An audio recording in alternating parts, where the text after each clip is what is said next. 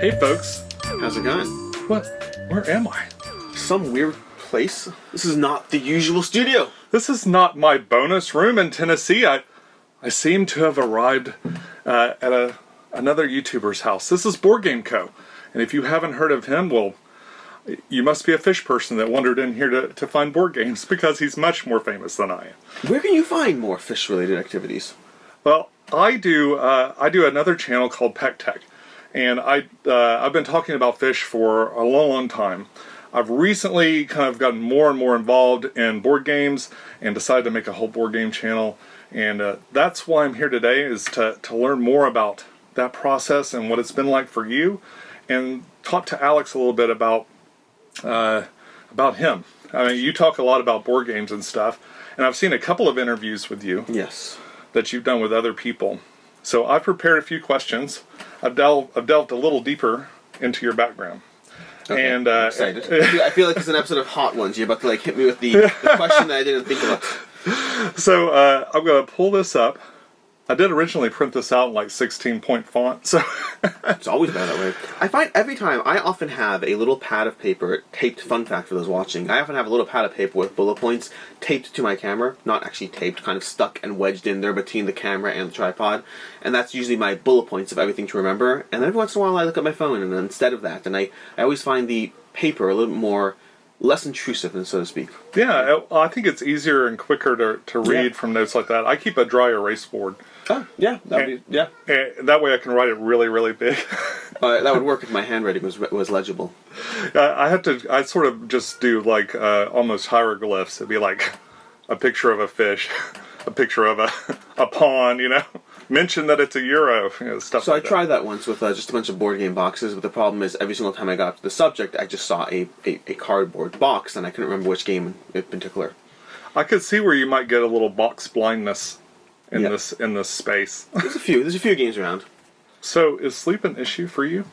Oh, so that depends how you define as an issue. Do you mean lack of sleep schedule? What exactly you want to go with this one? Yeah, how have you managed a work-life balance, being sort of you've gone full-time with this. Yeah. So how do you manage that balance? So in terms of sleep itself is something that I generally try to get by on 5 to 6 hours a night. Sometimes things catch up with me. Sometimes I go to a convention and I end up getting by in 4 hours a night for the next 3 nights, and then at that point I come home and I crash for 12 hours or something catches up. But I usually try to get by in as little as possible, just practically speaking, because one, I don't appreciate sleep. It's a thing that is necessary for us to function, but the idea of just lack of consciousness when I could be doing other things, whether it's fun, whether it's work, whether it's whatever, is not my jam. Mm-hmm. And so I try to sleep infrequently. I also find, unfortunately, that if I give myself too little sleep, I get up. So my schedule usually is being up till 1 or 2 in the morning, and then heading to bed, and then the kids are nice and reliable at waking me up by 7 o'clock. So usually if I go to bed at 1, I'm waking up at 7, I get 6 hours. If I go to bed at 2, I'm waking up at 7, I get 6 hours. If I go to bed at 5:30 in the morning, I'm still waking up at 7 because I have kids, and I get 1.5 hours. I try not to go to sleep at 5:30, just to be clear. Children are the ultimate alarm clock. They are. You can turn off your alarm clock. The kids are not quite as easy to turn off. I tried. It's a little harder than you think. Eventually they grow up and they move away. Now I have a cat that will wake us up any day of the week. It doesn't matter if it's the weekend and you could sleep in or something like that. My cat is at the top of the stairs mewing at no one. Yeah. At 6 o'clock in the morning every single day. That would do it too. But yeah, so I find a lack of sleep definitely helps, or as little as possible, while still trying to function. I wish I could get by in 4. Once upon a time, there was a time in my life, before I had kids, mind you, where I was able to get by in 4 hours of sleep. Just because I always didn't like sleeping. And I was able to get by in 4 hours of sleep. That lasted for about a year, I think. And then I had my first kid, and then I needed 7 hours of sleep until things calmed down a bit. But anyways, that's the sleep aspect. Schedule-wise, past that, to me it's usually just being very hyper-focused on getting things done, and very hyper-focused on not having ambient time pass by, in a way that sometimes could be a detriment. Even right now, even before, when we were setting up for this and preparing for all the stuff we're going to do today, as you're setting up things, I was specifically working, getting things done, knocking things out, kind of half chatting, half getting things done, and that could be a bit obnoxious at times because I'm not giving full attention to different things, but there are times where I'm always trying to, I'll have fun from today until tomorrow. I'll sit down and play a board game for 4 hours, 10 hours, whatever it is, but I usually am very move to the next thing, move to the next thing. I don't like the ambient wasting of time. So if we're going to play a game, great, we're going to play a game. If we're talking, interacting, we're talking, interacting. But as soon as as soon as there's kind of a shift there, I'm like on to the next thing, on to the next thing. I'm always moving. I talked to you before we started as well about that aspect of kind of sometimes when I'm doing things with others, sometimes I could find it hard when you hit that ambient crunch and I'm kind of mentally trying to do the next thing, but other people aren't there as quickly because they're kind of having fun, they're chilling, they're relaxed and whatnot, and I can find that stressful. I'm a really fun person at parties, I'm telling you, I really am. So what my question for you though is, you say that you sort of start your history at 22. Yeah. You say that's kind of you reach this kind of epiphany. Which video did I say that in? I think that was with Quackalope. That's something I say, but I haven't said it in a while, and it's yeah, I mentally think of my life as starting at 22, yes. Right, so, well, Alex prior to 22, yes, was he as productive? I think Alex prior to 2022, now I'm talking to myself in the third person. Or was it an epiphany of responsibilities? I think it was probably an epiphany of responsibilities. You see, 22 is, so before 2022, when I was younger, I don't know, I'm sure I did things all day, but I played video games a lot, for example. And I was very into video games. I enjoyed them a lot. I can't remember what video game I played at the time, but I played tons of Call of Duty, tons of Guild Wars, tons of whatever video games myself, my siblings played. And I guess that's still doing something. Because to me, it's not entertainment versus work. I don't mind entertainment, but I'm very just focused. I want to do, if I'm playing a video game, I want to play a video game. It's ambient wastage of time that I don't like. So I don't remember much about how I addressed that kind of ambient time aspect. I know I definitely did not work nearly as much, and I played a lot more video games, but that was when I was younger. I would say after I got married, after I had kids, after responsibilities, I found, like, I remember trying to dive into video games after I was married, and I was like, I just don't have time right now, not the same way I used to. So I still play today, but it's now significantly more infrequent in how much and how often. I don't know at what point in my life I started being incredibly just trying to get as much done as possible. I don't think it was even 2022. I'm trying to think back, because I remember, and like I've changed over the years, for better and for worse. Again, there's a downside to trying to focus on getting everything done. But I want to say, I remember when I've had my first job, my first kid, I remember I'd come home and just walk around outside for like the rest of the day. Like I'd come at 5 or 6, whatever it is, and I'd spend like 2 hours just kind of walking around outside. And like not every day, but that was the thing that I have memories of this, and I don't think that doesn't really match with who I am now. Now I'll still do things, again, I'll still take the kids to the park and this, but it's much more, I remember moments of ambientness a lot more when I was younger and still had one kid, but past 2022, so I don't know when it started exactly. It's possible it started around 2024, 2025. That's probably when I started having a full-time job and side hustles. Not YouTube at the time, but running BoardGameCo. I had contract work I would do. I programmed and stuff, and I do that on the side. So between running BoardGameCo, contract work, and full-time jobs, my guess is probably around 2024, 2025 is when I started shifting towards just needing to do everything all the time. Did you say you were a programmer? I was, yeah. So, do you have a computer science degree or something? So the specific language I program in is VBA, Visual Basic, which means I'm often working programming with pictures. Basically. Yeah. So I often work with Excel as the framework. I've built a lot of systems. I work with a lot of companies that are doing data analysis, and so it's all application based, desktop based. There's no web based anything. I briefly learned Python just for the sake of trying to expand my knowledge, but never applied it, so never really did anything there. But I was definitely a program. I did a lot of programming work for a bunch of companies. It's how my first job I did that, and I redeveloped their entire purchasing software. That's one of the reasons I got my job with the next company, where I built their entire system. And I've done a lot of stuff both for my jobs as well as on the side over the years. Does your mindset as a programmer translate into the types of games you prefer? I don't know if it translates into the types of games I prefer. I know that it has definitely been something that has been very relevant when I designed games, and no, I haven't designed games.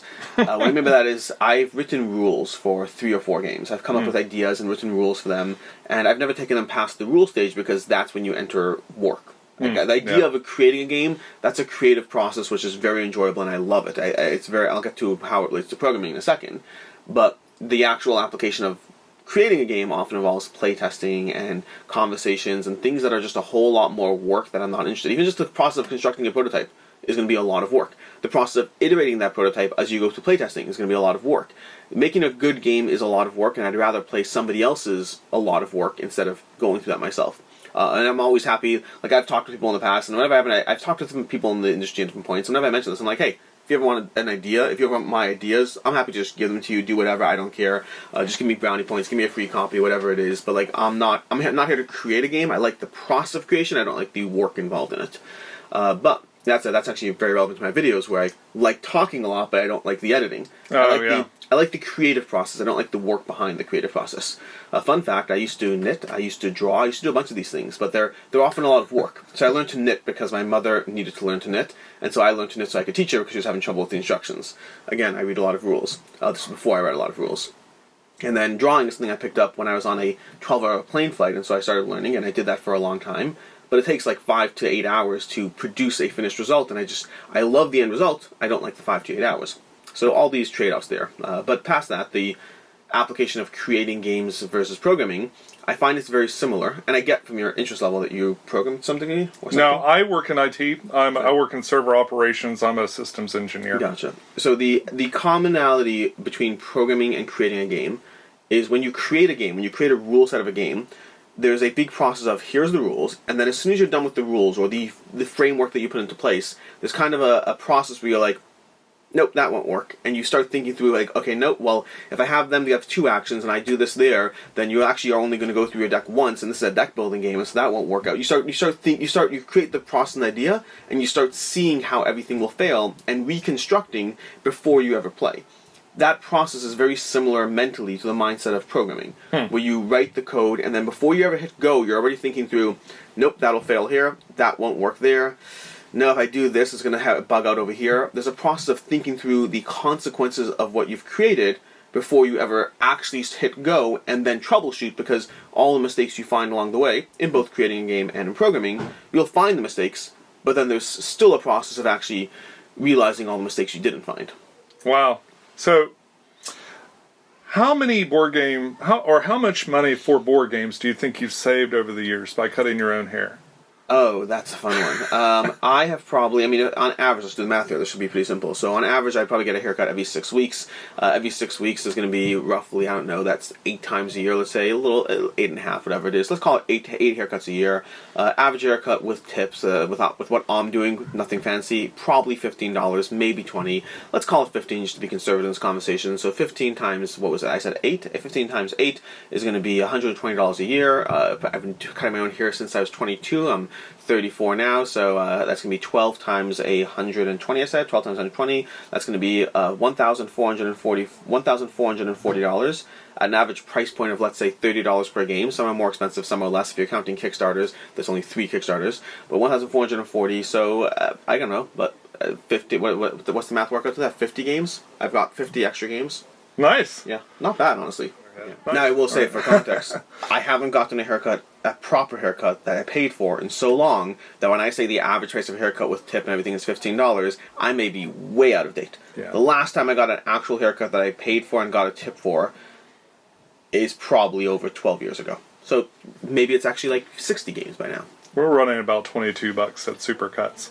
That's not bad. So yeah, I don't remember. I remember there was a place down the block from me in Toronto where I grew up, where I got my haircut, and I used to go there on a regular basis.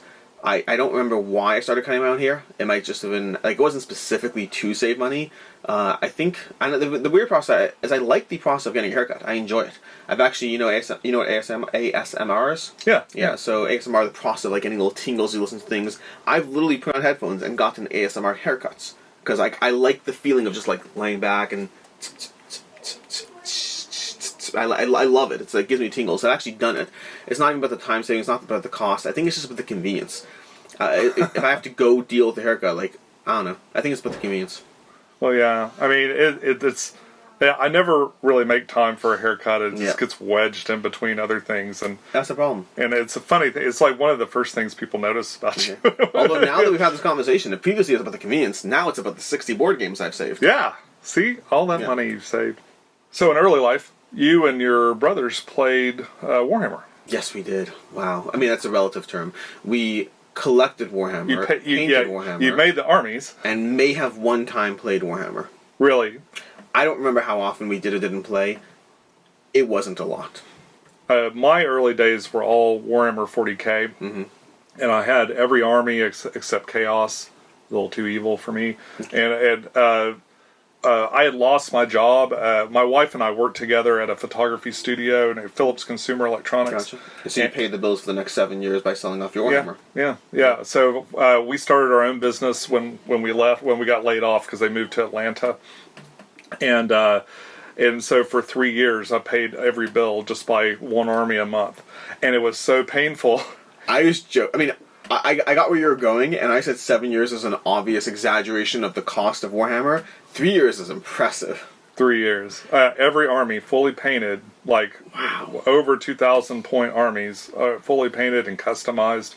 I mean, there wasn't a single stitch of those armies that was all. Honestly, a fully painted 2,000 point army, if you're doing it once a month, your living expenses must have been high. Yeah. Well, we like the good life. I'm just saying, that's a 2,000 point army, even just the basic. I mean, it's been so long since I did Warhammer, but I have to imagine a 2,000 point army unpainted is probably going to run you somewhere between 500 to 1,000. Well, we had just had a baby. Yeah. My daughter was just born, and then I started a photography private investigation business, and then 9/11 hit, and all the photography budgets died up. So it was just me doing surveillance for 40 hours a week.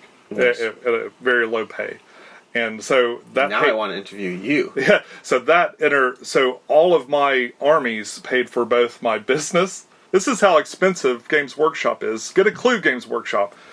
It paid for a business to run and all my household expenses, and I raised my daughter for impressive. 3 years. Well, I had I had income from other things and stuff, but I was still having to sell off an army.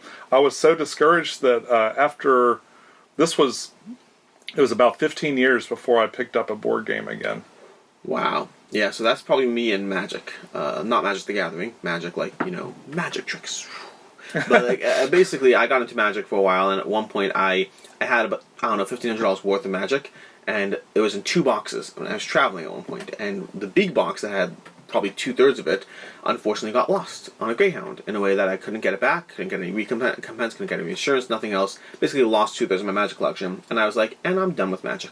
I did not have the emotional energy to reinvest into that hobby. That to me, I was a kid then, I was 15, so that $1,500 worth of Magic to me represented every single cent I'd earned extra over the past 5 to 10 years, whatever, not 10 years, 5 to 7 years.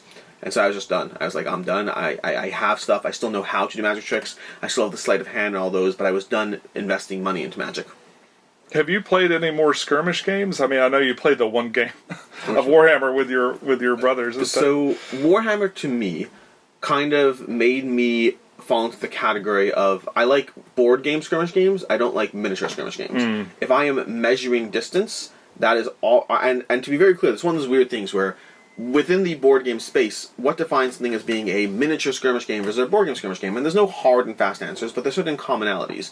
If I have to assign points to my armies to create them, it's starting to edge towards a skirmish game. If I'm measuring distance with a ruler, it's edging towards a skirmish game. If I'm angling my units, based on how they're in a tray and I move them and all that, it's edging towards a skirmish game. And based on my experience with Warhammer, the 1 or 2 times I played it, I felt Warhammer, to me, was significantly more interesting in the building and construction of your armies, and a lot more tedious in the, I move my army here, and then I go ahead and do a dice check, and based on your unit being this, and the modification of the terrain over here, I do a dice check there. It's not my jam. I like things moving a lot faster and being a lot quicker. If I have to start thinking through things, and this is also reminiscent of even games even video games, like the Total War series, was never quite my jam. Whenever I played Shogun Total War way back in the day, and I almost always would click resolve the battle on your own. Resolve the battle on your own. There's an option where it's a large skirmish thing, and you can choose to have the AI simulate the battle. And I almost always chose that. The advanced tactics of how you simulate armies on the board it's entertaining. I think it's fun, but to me it's not the same level of fun as something like Blood Rage, where you're just clashing head to head, and so much more of the game is about the build-up, about the construction, and the actual resolution is quick and fast and over. I like that aspect. I appreciate tactical skirmish, and I definitely play a bunch of skirmish games to a degree in board games, but I like it simplified to be more board game side of things as opposed to the more miniature side of things. I remember when I first kind of started leaning towards board games versus those types of games, I was very happy to find rule sets that didn't change almost daily, that you didn't have to go constantly to figure out what the latest thing is. There wasn't, a group of teenagers to debate every single move that you made and stuff like that. Because I would venture out to play, but the most Warhammer I ever played were at board game meetups or like little tourneys and stuff, and you would play Warhammer like more than you played in a whole month, all in one day, just like over and over and over again. And that's where the real turnoffs kind of weirdly playing it that much and those environments kind of made me like it less. Yeah. And I found that board games having a more solid rule sets usually. Not always, but usually a lot more solid rule sets was a lot more comfortable and a lot easier to kind of ingest. And plus, there's a lot more of them you could buy for a lot less. Yeah, that was a big thing for me with Magic the Gathering. Magic the Gathering I appreciated a lot more. That was a lot more about the deck construction, the creation aspect, and then a lot faster in the resolution. But for me, eventually, one of the things that kind of moved me away from Magic into board games is, and I was slowly anyways getting out of Magic, but I found that I could sell off like my remaining Magic collection, and it was already down to the last dregs, but it was like a tiny amount of my full Magic collection. I sold it off and bought like 15 board games, and that was just that was already, again, the tiny amount I had left.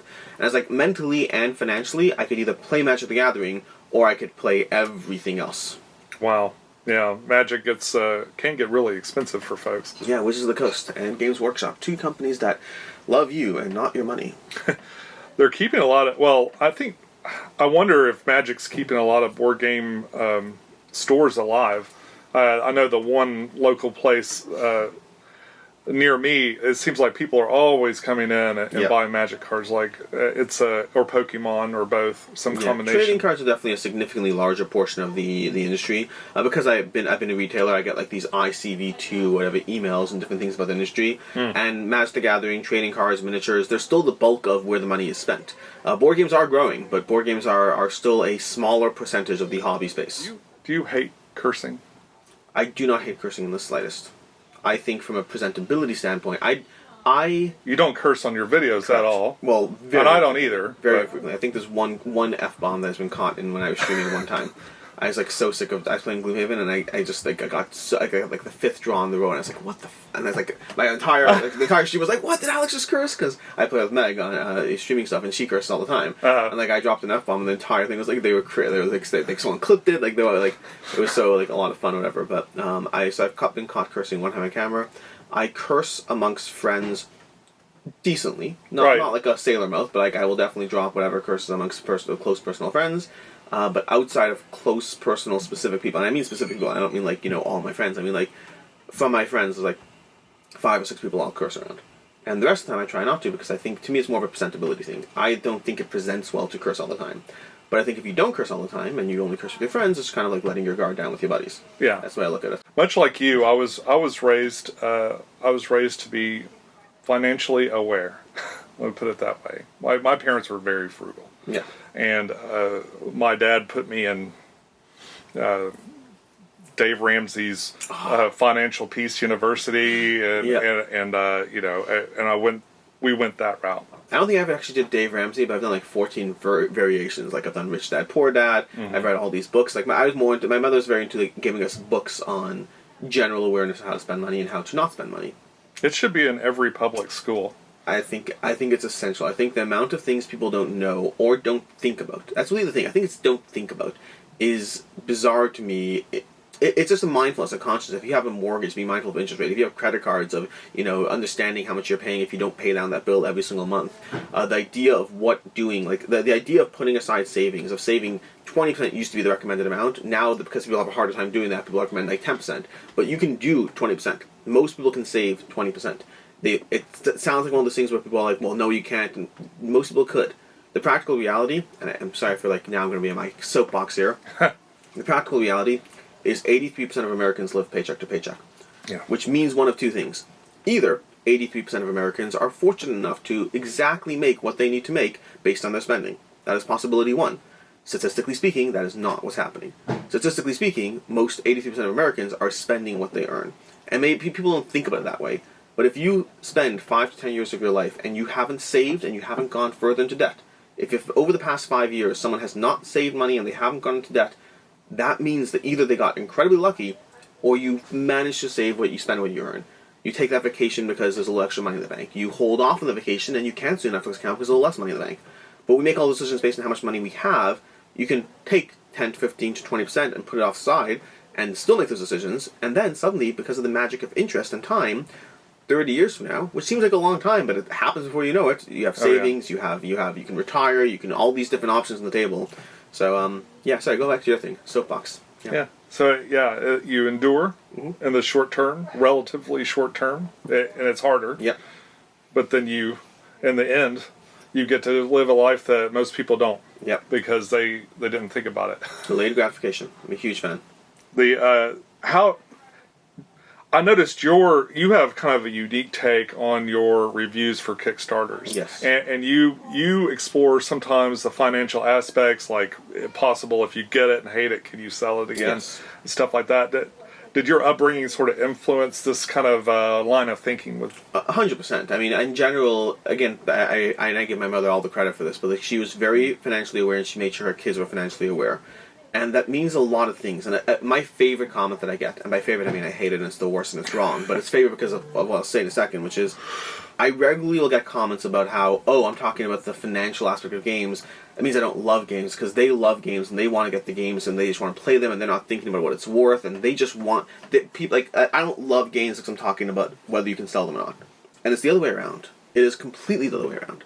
I get more games than most people, and I want to get games more than most people because I love this hobby, I love games, and I want to engage in so many games, but I also want to do so responsibly. And by responsibly, I mean I want to be able to actually have the basement that I have over here while being able to engage in the hobby, while not going broke, and while not causing issues to myself.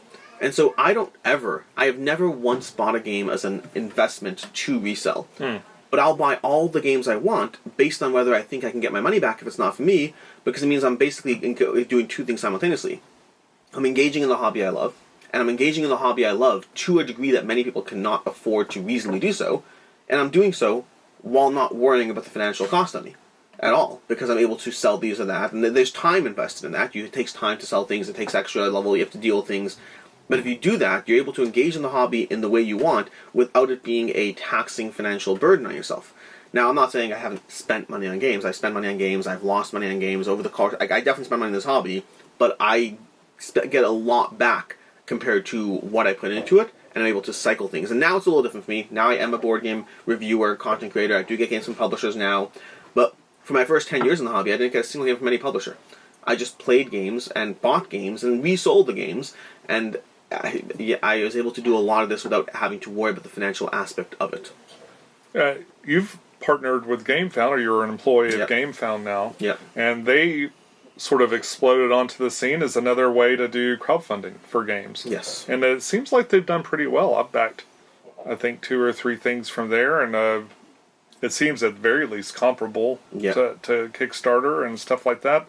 How is that integrated into your schedule? So I get, it's interesting, because one of the things I get a lot is I'll have a lot of people who'll ask me, like, you're able to do YouTube and GameFound.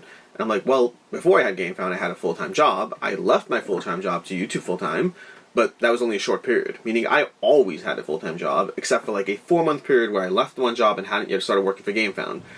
So for me, schedule-wise, I think that the balance of YouTube for me for a long time is because before my full-time job was literally in the office every single day.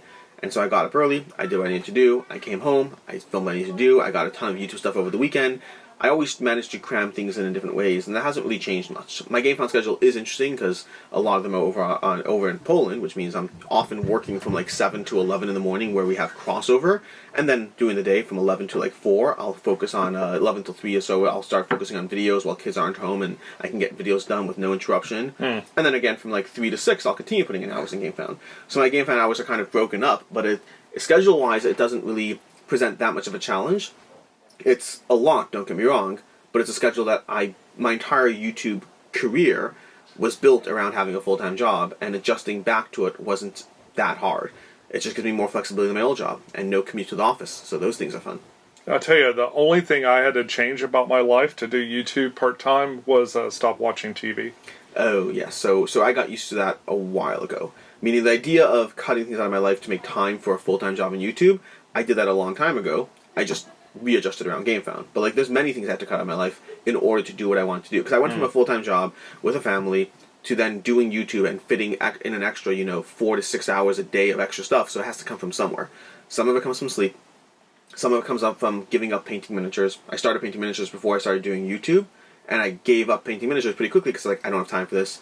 I gave up watching almost any movie or TV outside of like dedicated like family time or something like that. So I used to watch a ton of TV, have it on in the background, do whatever, and I barely touch anything nowadays.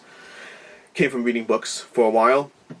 For 2 years, I think, for 2.5, 3 years, I didn't read any books. And I like reading, but I stopped reading books because it was rule books and games and jobs and all these things, and I didn't read a book for like 3 years almost. And then when I quit my job, I started reading again, and it was so nice. And I still read. Once I took the GameFound thing, I stopped reading again, but I read infrequently now. So now I read a lot when I travel, because I travel a lot more for conventions or things like that, and so I'll bring a book with me. And so I went from reading a ton to not reading for 3 years to then reading a ton for 4 months, and now I read a book a month.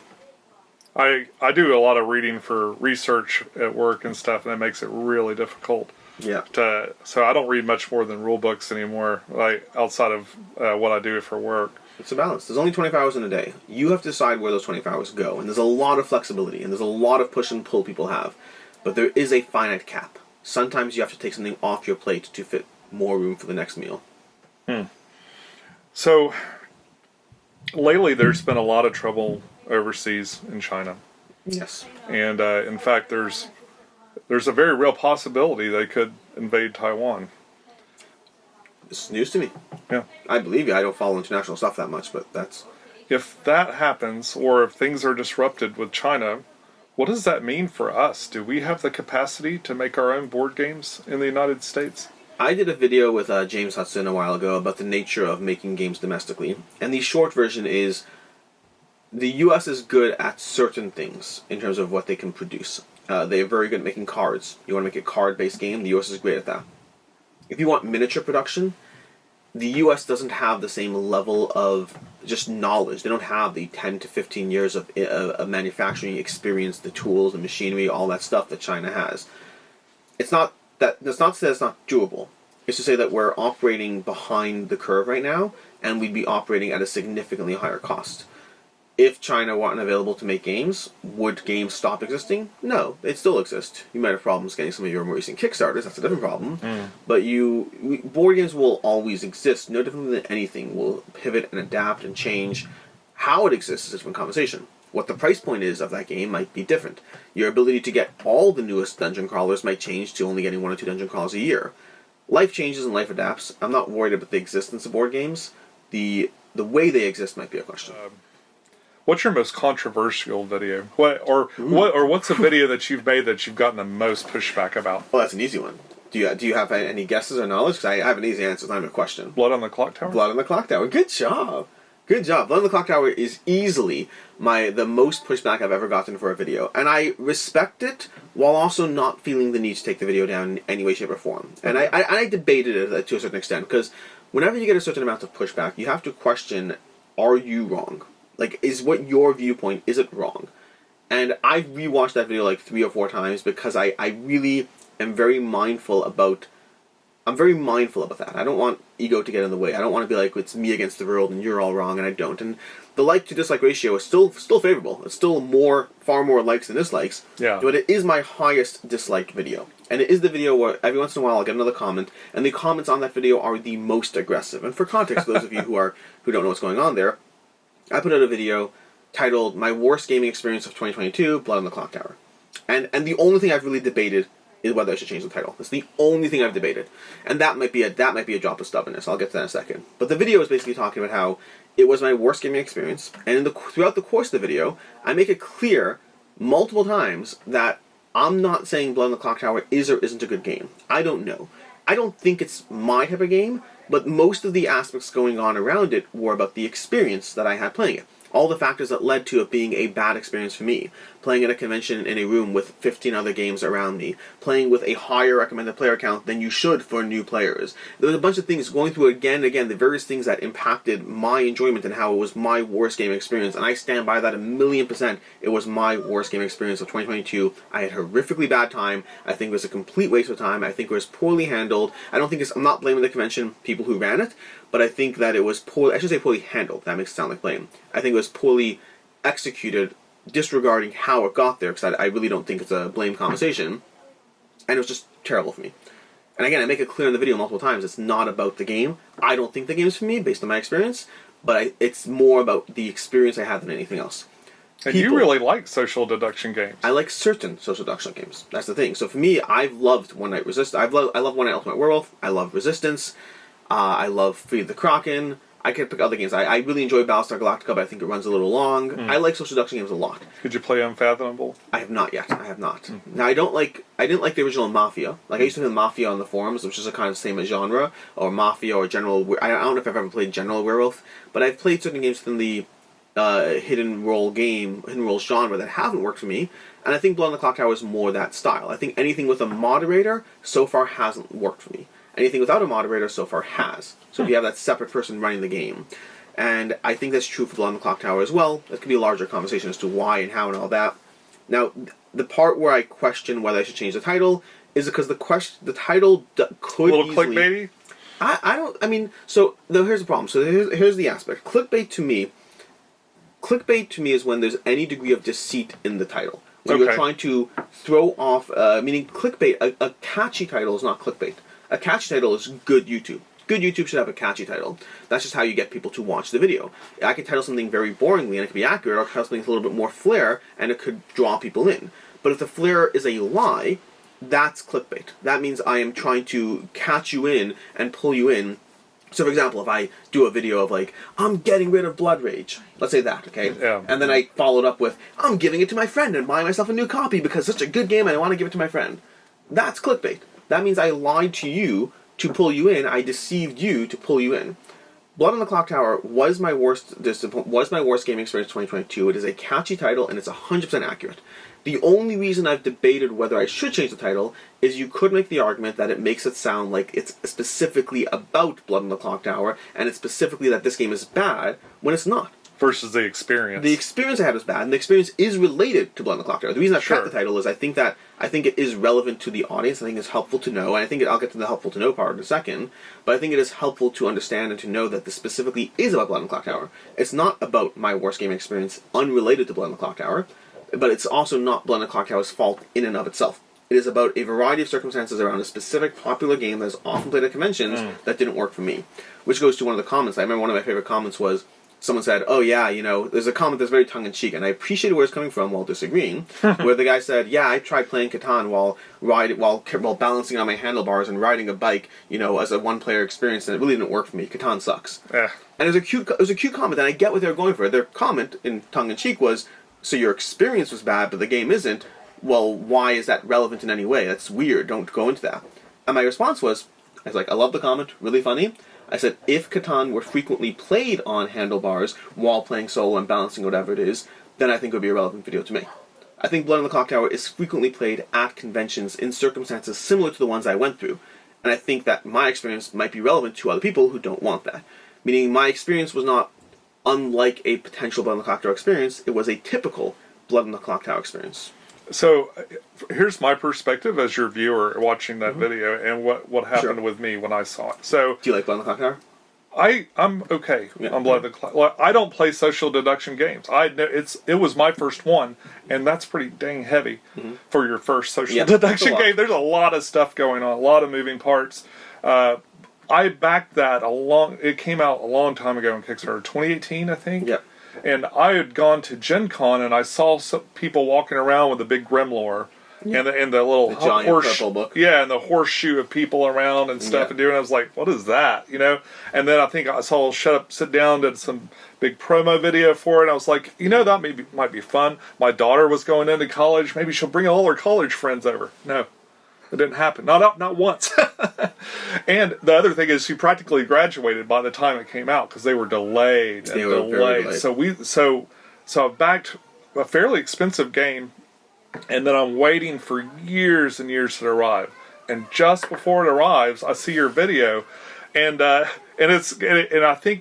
think for some folks it probably just made them a little sad that this game that they've waited on so long might not be a good experience. Yeah. But I also watched the video and paid attention, and what I noticed is that I would have a terrible time. Like, I have a little, sort of mild, sometimes ADD, sometimes really strong. Yeah, but I don't think I could have functioned in that. Like, I was watching, I've watched clips of that and I've seen it in person. I can't play that way. And what I did when I went to go play my first game is I went to a little board game store with like 15 people. The store was empty except for these 15 people. And what I've discovered is all around Knoxville, Tennessee, there's people playing this game in little bars, little dive bars and stuff. And there's like a whole subculture of people that only play social deduction games. They're werewolf people. Yes. Werewolves are real. And they're all over your town, most likely. So one of my next videos is going to be delving in to the world of these social deduction games, like, because it's kind of strange. And I get that pushback. I've experienced it as a viewer. Just I think there's a balance in play. Well, you're not wrong in any, like, I'm not disagreeing with a lot of your principles. No, I'm saying I get the pushback of meaning. So, for instance, let's use an example I have on my end.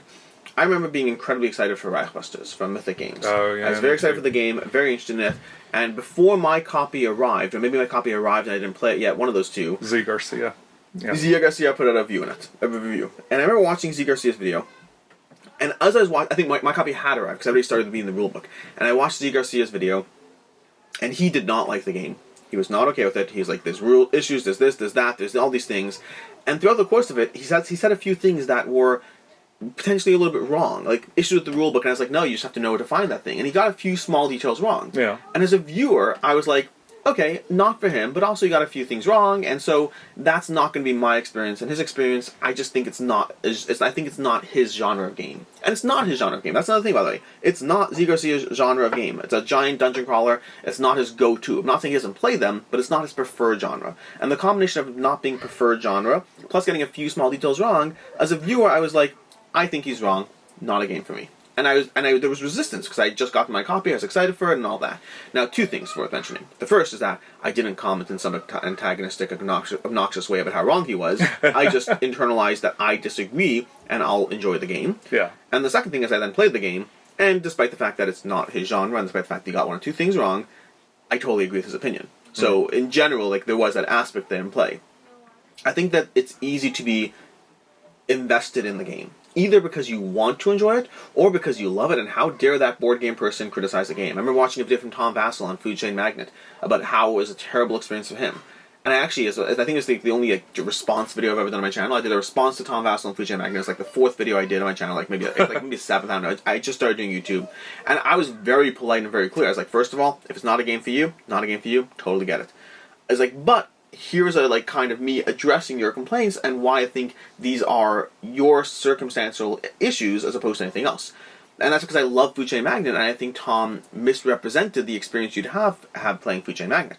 And I think that's fine. I think that's fair. I think anyone who wants to do a video of like, hey, my response to Alex from BoardGameCo about Blood on the Clock Tower, because I'm trying to, first of all, talk about my gaming experience because I'm passionate about games. And that also means I'm passionate about my experiences. Even if it's not necessarily a review, I'm passionate about my own experience and I want to talk about this hobby. And also, I think it's useful information for those playing Blood on the Clock Tower at conventions or in large groups, or things to avoid to make the experience more ideal. If someone, on the other hand, feels that I've done their game a terrible misservice and wants to talk about it and convince others, I get that. That was the point of my Food Chain Magnet video. I wanted to counter Tom's opinion, but mine was done with no resentment towards Tom or his opinion. People are allowed to have experiences. People are allowed to have opinions. Blood on the Clock Tower is easily my most disliked video of all time. And it is what it is. And it's going to stay there. Because it's still not a bad video. Yeah. It's still not. And it, drives views and subs. Subs are still up. Views are still up. Yeah. It's all interaction. You can thumb up, thumb down all you want on any of my videos. I don't mind. Yeah. Alex, thank you so much for spending some time with me today. I really appreciate it. Absolutely. We're about to delve into Solomon Kane and try that out. I'm excited. So we're going to do that because it's going to take a little while. Very good. I'm looking forward. Thank you. If you like this video, please click like. If you'd like to subscribe, we'd love to see you again. Or dislike. It's all good. Or dislike. Don't do that. Well, if you really hate it, click it twice. Yeah. Yeah. Until next time, enjoy your games, and we'll see you soon. Bye-bye.